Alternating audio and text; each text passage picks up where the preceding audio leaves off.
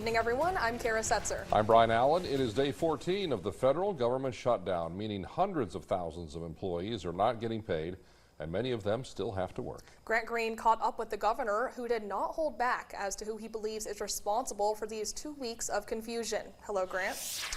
Good evening, Brian and Kara. The effects of the shutdown are very present here in South Dakota, from out west in Mount Rushmore to Washington, D.C., and our National Guard troops stationed there. The questions around pay and job stability are mounting.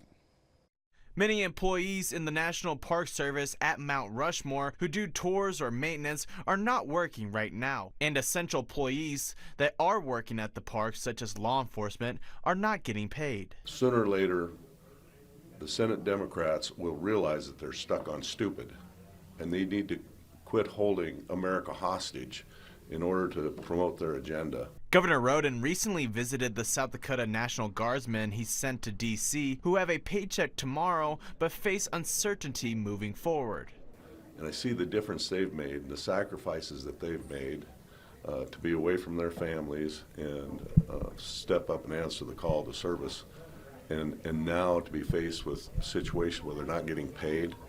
That's ridiculous. The state's hands are tied as to what help can be provided. A small gesture that Governor Rhoden and some West River lawmakers have taken is to pay to keep the lights on for Mount Rushmore at night.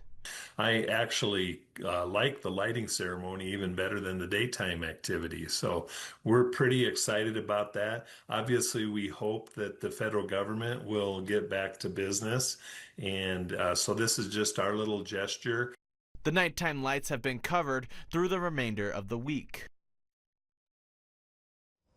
The South Dakota Democratic Party provided a response to Governor Rhoden's comments saying, quote, "The ongoing shutdown is a result of Republicans' refusal to work with Democrats. Millions of Americans are facing uncertainty over affordable health care because GOP leaders refuse to work with Democrats to keep essential services funded.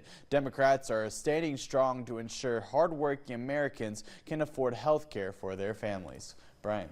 Grant, thank you.